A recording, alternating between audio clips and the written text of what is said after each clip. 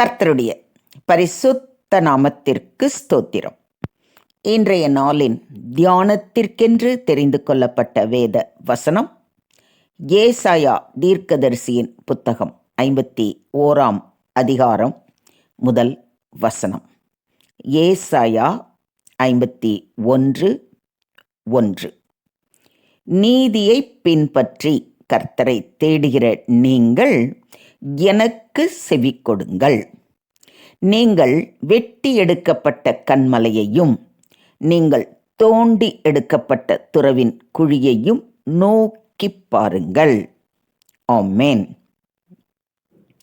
தங்கள் இருதயங்களை தம்மிடம் திருப்பும் உங்களை பார்த்துதான் தேவன் கூறுகிறார், நீதியை பின்பற்றி கர்த்தரை தேடுகிற நீங்கள் எனக்கு செவி கொடுங்கள் என்று. நீதியை பின்பற்றுதல் என்பது நீதியாய் செயல்படுவதை குறிக்கிறது. நீதியை பின்பற்றுவோர் தாங்கள் தேவனுடைய பிள்ளைகள் என்று வெறுமனே பெருமை பாராட்டி கொள்ள மாட்டார்கள். நீதியை கடைப்பிடிப்பதற்காகவும் தேவனுடைய சித்தத்திற்கு இசைய வாழ்வதற்காகவுமே வைராக்கியமாக செயல்படுவார்கள். கர்த்தருடைய கண்கள் நீதிமான்கள் மேல் நோக்கமாய் இருக்கிறது. அவருடைய செவிகள் அவர்கள் கூப்பிடுதலுக்கு திறந்திருக்கிறது என்பதை விசுவாசித்து பய பக்தியுடன் நடப்பார்கள். நீதியையும் தயையையும் பின்பற்றுகிறவன் ஜீவனையும் நீதியையும் மகிமையையும் கண்டடைவான் என்றும் நீதிமொழிகள் 21:21 உறுதி அளிக்கிறது. எனவே தேவனையே நீதிக்கு ஆதாரமாக நம்புவார்கள். அவர்கள் தேவனையே தேடுவார்கள். தேவனையே வணங்கி ஆராதித்து ஜெபம் செய்து தங்களுடைய செயல்கள் எல்லாவற்றிலும் அவருடைய உதவியை நாடுவதன் மூலம் அவரிடம் நெருங்கி வர முயல்வார்கள். இப்படி நீதியை பின்பற்றுகிறவர்களாக, கர்த்தரை தேடுகிறவர்களாக நாம் இருக்கிறோமா? அதை தான் இன்னைக்கு முதல்ல நம்மளையும் நாமே சிந்தித்து ஆராய்ந்து பார்த்து அறியணும். அப்படி இருப்பீர்களே ஆகில் எனக்கு செவி கொடுங்கள் என்று கூறும் தேவனுடைய வார்த்தைக்கு செவி கொடுங்கள். அன்று யூதாவில் நீதியை பின்பற்றுகிறவர்கள் வெகு சிலரே. எனவேதான் அவர் அவர்களை பார்த்து சொல்கிறார், நீங்கள் வெட்டி எடுக்கப்பட்ட கன்மலையையும் நீங்கள் தோண்டி எடுக்கப்பட்ட துறவின் குழியையும் நோக்கி பாருங்கள் என்று. ஆபிரகாமையும் உங்களை பெற்ற சாராளையும் நோக்கி பாருங்கள். அவன் ஒருவனாயிருக்கையில் நான் அவனை அழைத்து அவனை ஆசீர்வதித்து அவனை பெருகப் பண்ணினேன் என்று மிக தெளிவாக கூறுவதை கவனியுங்கள். ஆபிரகாம் எனும் கன்மலையிலிருந்தே யூதர்கள் வெட்டி எடுக்கப்பட்டனர். சரித்திர புருஷராகிய இவரை குறித்து இஸ்ரவேல் தேசம் பெருமையடித்துக் கொள்கிறது. ஆபிரகாம் அத்தேசத்தின் முற்பிதா, சாராளே துறவின் குழி. அவளுடைய கர்ப்பத்தில் இருந்து இஸ்ரவேலின் தகப்பனாகிய ஈசாக்கு பிறந்தார். ஆபிரகாமுக்கும் சாராளுக்கும் பிள்ளைகள் இல்லாதிருந்தது. முதிர் வயதினராய் இருந்த போதிலும் தேவனுடைய அருளால் சாராள் முதிர் வயதில் ஒரு பிள்ளையை பெற்றாள். அந்த பிள்ளையில் இருந்துதான் தேவனுடைய உடன்படிக்கையின் தேசம் உருவானது. தேவன் ஆபிரகாமை அந்த தேசத்துக்கே தகப்பனாக ஆக்கினார். வெட்டி எடுக்கப்பட்ட கன்மலை என்று சொன்னதற்கு இன்னும் ஒரு விளக்கம் உபாகமம் 32:18 தெளிவாக கூறப்பட்டுள்ளது. உன்னை ஜெனிப்பித்த கன்மலையை நீ நினையாமல் போனாய், உன்னை பெற்ற தேவனை மறந்தாய்.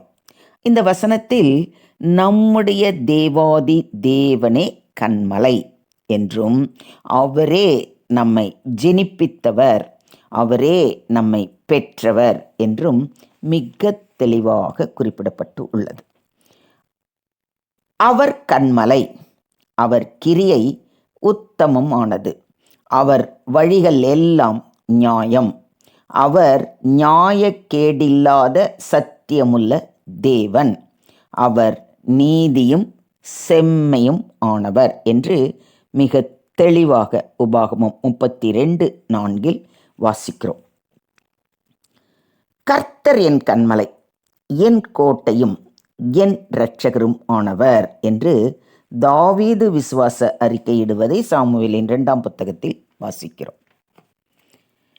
கர்த்தரை என்றென்றைக்கும் நம்புங்கள்.